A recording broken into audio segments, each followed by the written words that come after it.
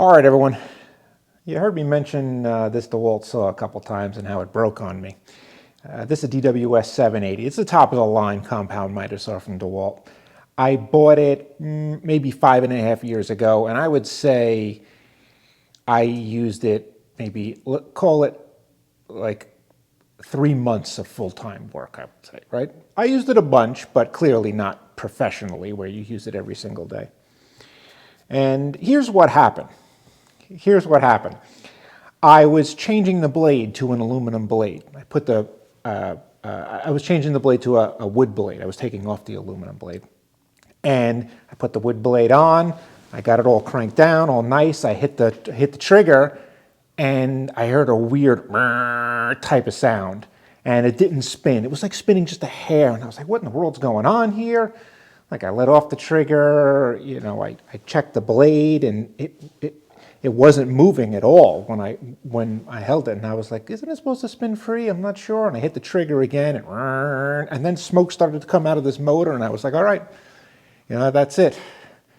You know, it lasted 5 years, and it's done for. I put it to the side. I went and bought that rigid, and this thing was just sitting around, and I was like, should I fix it? Should I not? Blah, blah, blah. I called a few people. It's impossible to get these things fixed. And I was like, you know what? I'm just going to take this apart, use the aluminum. This is like cast aluminum. I'm going to use this to practice on for TIG welding. That's a, you know, you drill some holes and you try and fill it in and smooth it out. It's good practice for engine, block rebuilds. And I had this thing, and then, I don't know, this was like a month later, I said, you know what? Let me see if I can fix it myself. So I took this thing out, and I was looking at it. I took off this plate. I was expecting to see some broken gears or, like a tooth just in there jammed up. It looked mint. I took this back cover off. There's a cover back here. You can take it off. There's a belt behind this. I thought for sure I was going to see a broken belt or something like that. Belt was perfect. And I'm like, what in the world is happening? So I look closer, at how a blade mounts, and I'm like, it's almost like there's a piece missing. So I said, let me go back to where I was changing that blade. And maybe a piece fell off. So I grabbed the blade I took off, this aluminum Diablo. And why don't you look real close at the center here. You see that? Yeah, there's a washer in there. Well, this was my problem all along. It was my fault. And I've been known to do this. I've been known to do this. Well, I got another video I'm going to post about this Milwaukee multi-tool, but I've been known to do this where a piece is missing and I don't realize it, and I blame it on the tool breaking. And, DeWalt. There's the three big names, right? There's Milwaukee, there's Makita, and there's DeWalt. And there's a bunch of others, right? But those are the three big ones. And out of those three, the ones that really get ripped on the most is DeWalt. But when it comes to saws, if you know anything about saws, DeWalt is it right there. Now, you want to compare impacts to Milwaukee, all right, a lot of people are stepping up their game now. Makita has that 40-volt crazy thing, but DeWalt gets made fun of. And I when this thing was screwed up, I said, there we go, DeWalt. It just died on me. No, it did not die on me. My brain died on me, and I forgot this thing. Now, let me show you how this thing goes in, because if you forget this little piece, you could wreck the entire saw. You could burn out the motor. Motor is not burned out. Motor had smoke coming out of it. That didn't matter. This thing still works. Let me show you. All right, to put one of these blades in, you have 3 washers. You have that small one that I misplaced.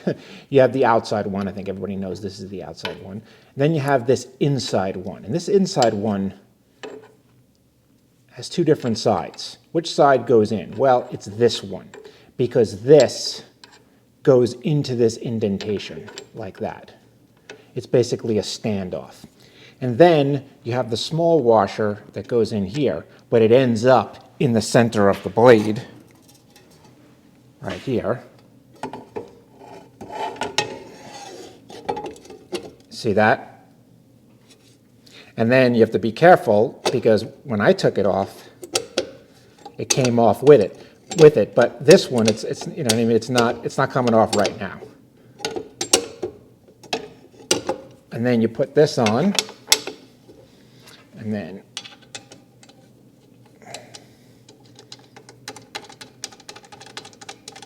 I got the fire going. I'm not sure if you can hear it roaring in the background, but and then we'll just tighten this up, and that's it. This spins. It should spin. It shouldn't spin like you shouldn't be able to go like Price is Right over here, but it should move, and then if you works perfect. So this works. This works. It was my fault all along, which that's pretty typical. Now we have a little safety issue, right? Because I threw out that guard, which was stupid. That was stupid, but again, I did spend $400. This is only $65 to replace that, so really it cost me $465. I ordered this from this company, Fix.com. They need to replace the toner ink. And yeah, lower guard assembly. So it's the whole thing except the hardware, because they are assuming that you're replacing a broken one, not that you're a moron and you just threw it out. So we're going to have to make some hardware. Here's the guard. You need 3 screws to get this thing in, or 3 bolts. One here, and then one goes in here, which attaches this slide right there. See that? Now, I don't know. I thought that this hole should have been tapped. It's not tapped. I don't really know what's happening here, but I don't have a tap that fits in this hole, and I should, but I don't. So we are going to just use a lag screw into that hole. And these are M6 1.0s, which I didn't have the right length, so I had to cut down. We're using a mishmash of stuff here, but we're going to get it done. And this hole attaches to this one right here, and then there's this one back here that's very annoying. This is the only annoying part about this saw, is changing the blades, which I'm going to figure out what I want to use this for, aluminum or wood, and I'm not changing it. I'm just going to designate the rigid for the opposite one, because changing this blade is a real nuisance. That's the only issue with this saw. So, all right, so let's put this thing on here. I would say the first thing I want to do, oh, also, there's a little clip here, and it hooks to the back of this. So let's just do that.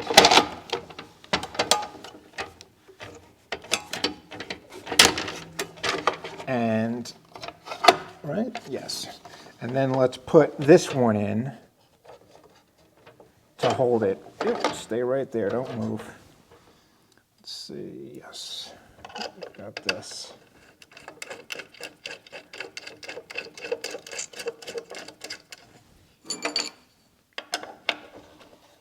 Oh, and yep, that's perfect. I'm going to put this in by hand. Oh, Jesus. Maybe we aren't going to put it in by hand. Oh. Oh. This thing's not coming out, I can tell you that. Oh. I'll tell you what, maybe I may have to use an impact. Now, this might be a big mistake. I'm not sure. We're going to find out.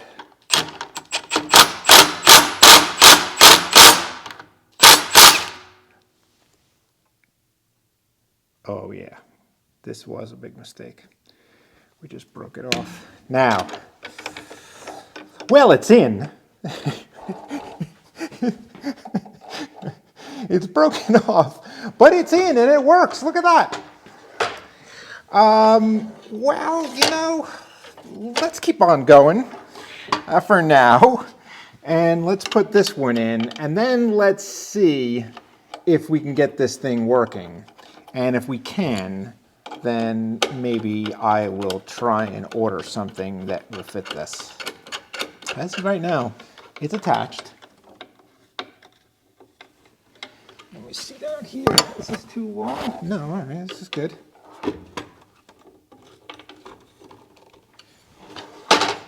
All right, see that? That's how it's supposed to work.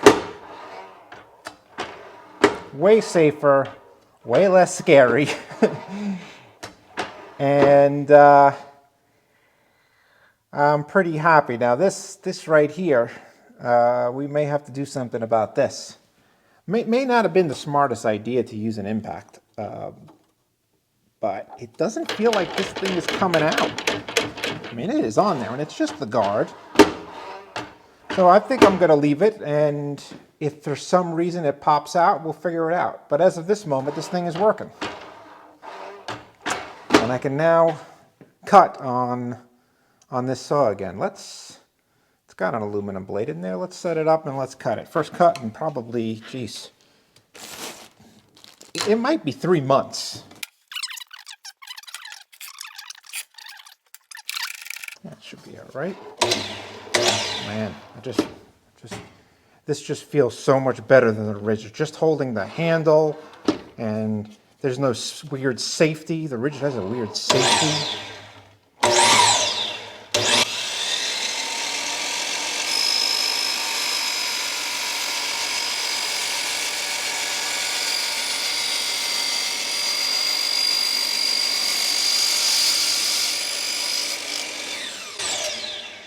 Look at that. Well, feels good to be back.